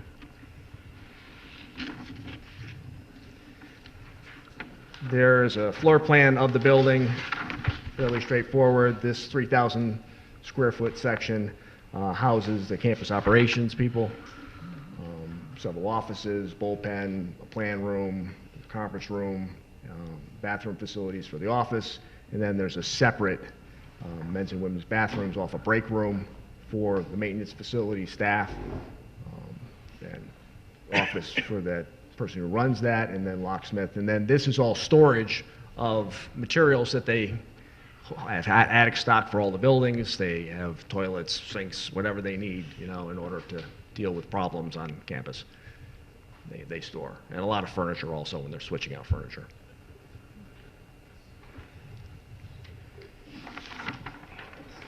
Building is not one of their most exciting buildings, but it's very functional. Gets the job done. The warehouse portion will be a pre-engineered building, metal skin, metal roof. The office section will be a flat roof, 1 story. We'll have a split face concrete block all along the base, brick in the middle, and then metal panels above that to tie into the metal panels that are being used in other places on the warehouse. Fairly simple building. Very good. Any questions? Thank you.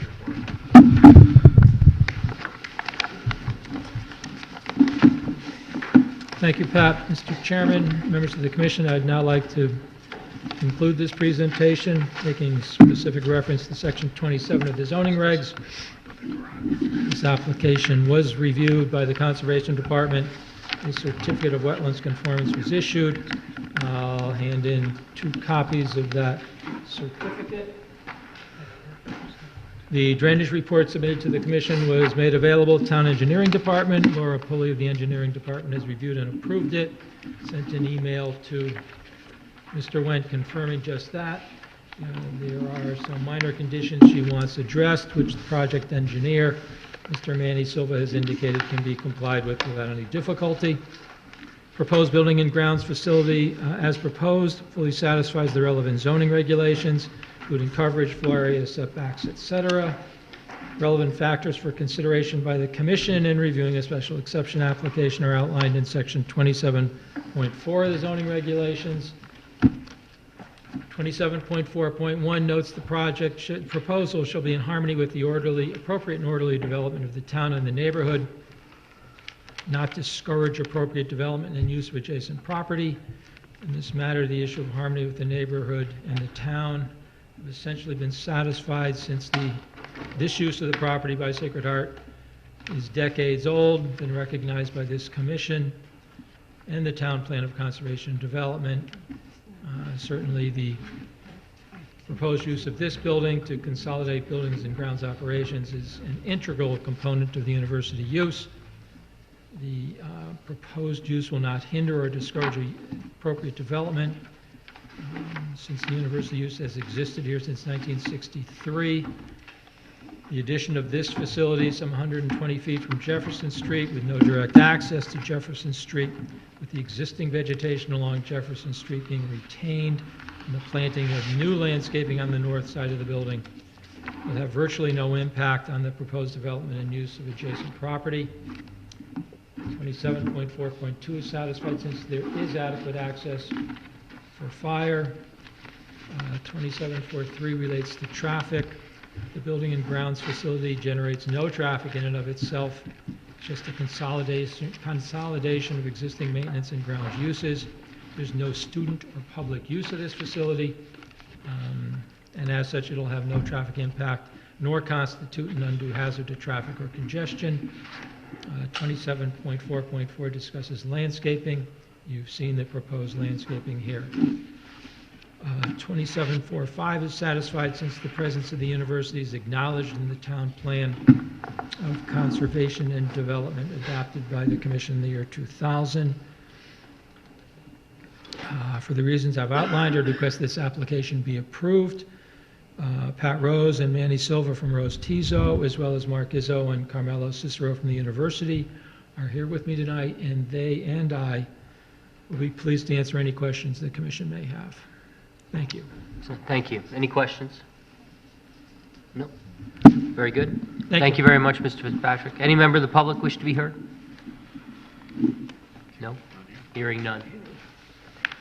Close the public hearing on this item, and I'll adjourn the meeting.